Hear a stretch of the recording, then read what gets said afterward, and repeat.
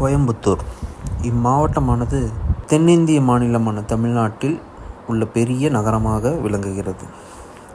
இது மேற்கு தொடர்ச்சி மலைகளால் சூழப்பட்டு நல்ல வயல்வெளி, நல்ல இயற்கை சூழலுடன் அமைந்துள்ளது. இது மக்கள் தொகையில் சென்னைக்கு பிறகு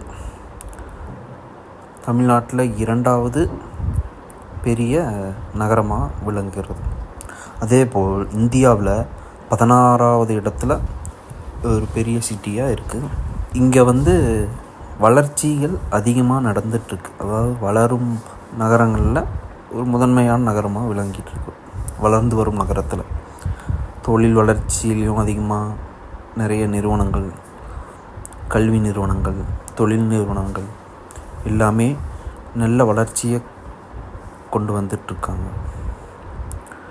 இதோட சின்ன ஒரு பார்த்தோம்னா, பின்னோக்கி போய் பார்த்தோம்னா, இம்மாவட்டத்தை சுற்றியுள்ள பகுதியில் சேர மன்னர்களால் ஆளப்பட்டு வந்தது.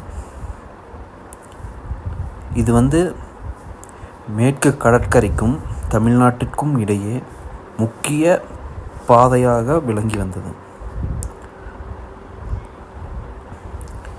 அதேபோல் கிபி 10ஆம் நூற்றாண்டில் சோழர்கள் கொங்கு தேசத்தை கைப்பற்றினார்கள்.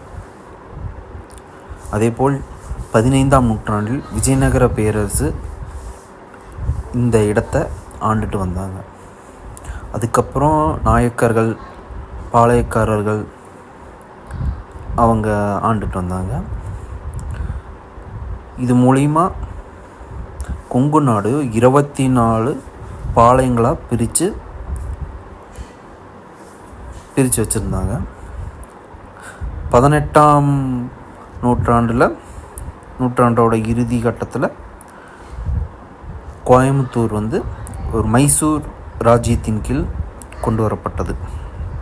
மைசூர் ராஜ்யத்தின் கீழ் இருந்த இந்த கோயம்புத்தூர் பகுதி திப்பு சுல்தான் அவருடைய தோல்விக்கு பிறகு கோயம்புத்தூர் சென்னை மாகாணம் அதனுடன் இணைக்கப்பட்டது. இப்பகுதியானது தீரன் சின்னமலை அவரோட ஆட்சிக்கு முக்கிய பங்கு வகித்தது. அப்புறம் 1800 காலகட்டத்தில் கோயம்புத்தூர் புதுசாக உருவாக்கப்பட்டு தலைநகர் மாதிரி செயல்பட்டு வந்தது. அதே 800 காலகட்டத்திலேயே இதற்கு நகராட்சிங்கிற ஒரு இது கொடுத்தாங்க. அப்புறம் 19ஆம் நூற்றாண்டில் மும்பையில் பருத்தி தொழில் வீழ்ச்சி கண்டது. அந்த டைமில் கோயம்புத்தூரில் பருத்தி, ஜவுளி இந்த மாதிரி விஷயங்களில் ஒரு நல்ல ஒரு முன்னேற்றத்தை கண்டது. அதேபோல் சுதந்திரத்திற்கு பிறகு இந்நகரம் விரைவான தொழில் வளர்ச்சியை கண்டது. அதேபோல் இந்நகரம் ஜவுளி தொழிலை மெயினாக வச்சு பண்ணிகிட்டு இருந்தனால தென்னிந்தியாவின் மான்செஸ்டர் என்று அழைத்தார்கள்.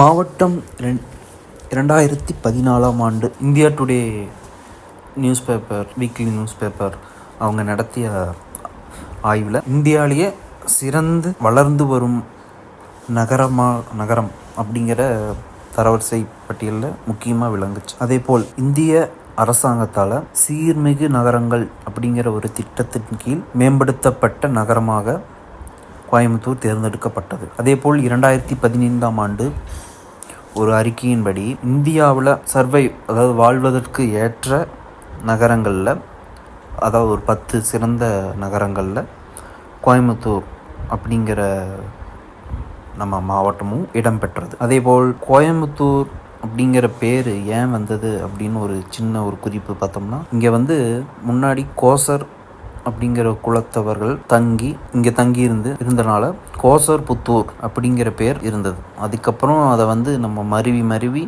கோயம்புத்தூர் அப்படின்னு அழைக்கிறோம் என்று ஒரு தகவல் சொல்லுது. இன்னொரு தகவல் என்னென்னா, கோவன் அப்படிங்கிற ஒரு தலைவன் அவர் இங்கே இருந்தனால அவர் இருந்த ஊரைவே கோவன்புத்தூர் அப்படின்னு சொல்லிட்டு வந்தாங்க.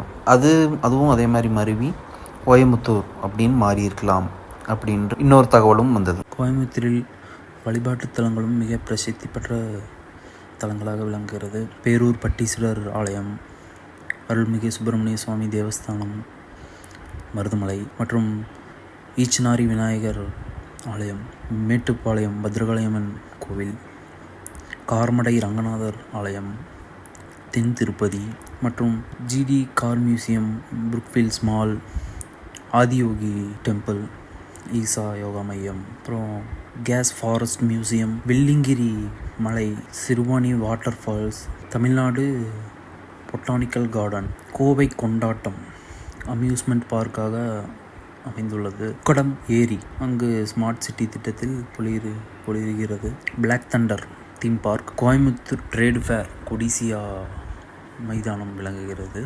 நன்றி.